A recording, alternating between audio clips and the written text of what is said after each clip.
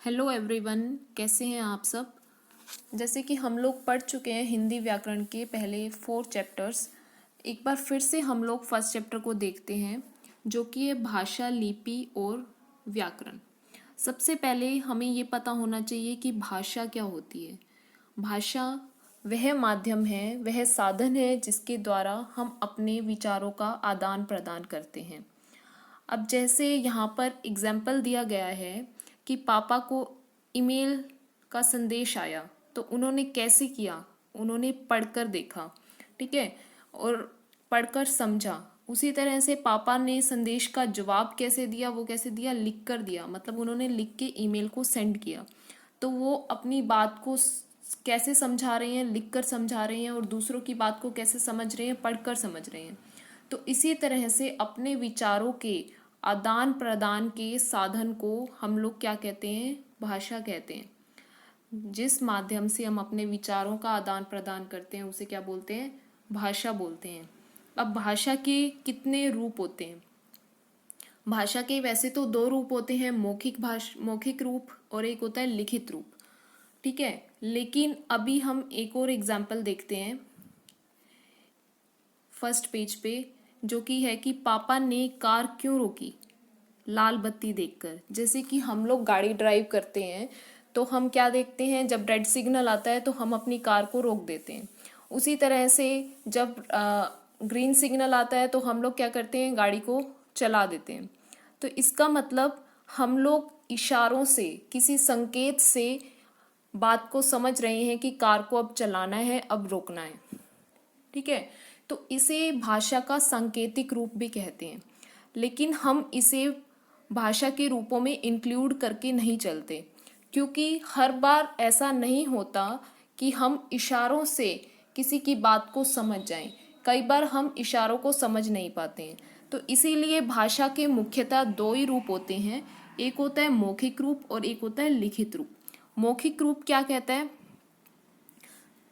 जब भाषा के जिस स्वरूप में बोलकर बात कही जाती है या फिर सुनकर समझी जाती है। मतलब कि अब आप लोग वीडियो को सुन रहे हैं तो अब आप लोग कैसे समझ रहे हैं, आप लोग मेरी आवाज़ को सुनकर समझ पा रहे हैं। तो ये क्या हुआ, भाषा का मौखिक रूप हुआ।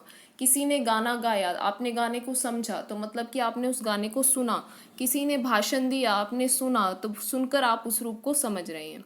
उसी तरह से भाषा का दूसरा रूप कौन सा है, लिखित रूप। भाषा के जिस स्वरूप से लिखकर बात कही जाती है और पढ़कर समझी जाती है। जैसे हम लोगों ने वही एग्जाम्पल किया था कि पापा ने ईमेल लिखकर भेजा तो सामने वाले ने उसको पढ़कर समझा। इसे क्या कहते हैं, भाषा का लिखित रूप कहते हैं। तो अब हम इस प्रकार से कह सकते हैं कि भाषा के कितने कौशल हैं, 4 कौशल हैं। मतलब भाषा को कितने तरीकों से समझा या लिखा जा सकता है, ठीक है। तो वो कौन कौन से हैं, बोलना, सुनना, लिखना और पढ़ना। अब आगे आता है हमारा लिपि।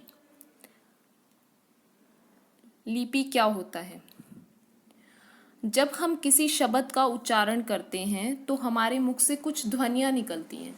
जब भी हम कुछ बोलते हैं तो कुछ ना कुछ साउंड निकलता है। उस साउंड, उस ध्वनि को हम लोग क्या कहते हैं, लिपि कहते हैं। अब जो ये लिपि होती है, इसको भी, इसके लिए भी कुछ चिन्ह निश्चित किए गए हैं, कुछ साइंस निश्चित किए गए हैं। उन साइंस को हम लोग क्या बोलते हैं, चिन्ह लिपि बोलते हैं, ठीक है। अब भाषा लिखने के ढंग को हम लोग क्या कह सकते हैं, लिपि कह सकते हैं।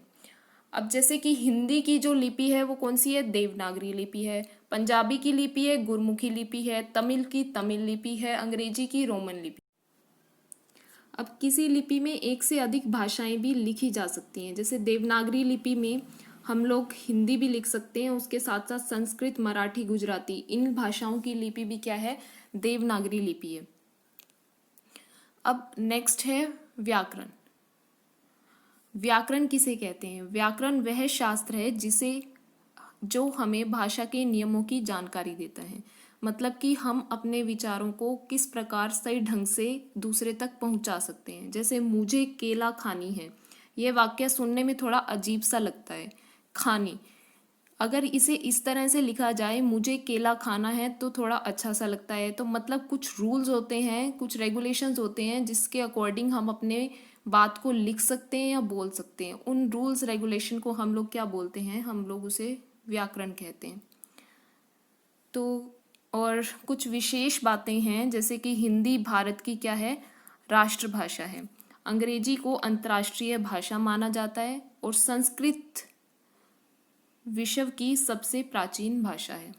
तो अब हमने इस चैप्टर में क्या क्या समझा है, भाषा क्या होती है, लिपि क्या होती है और व्याकरण क्या होता है। ठीक है, okay, that's it, thank you.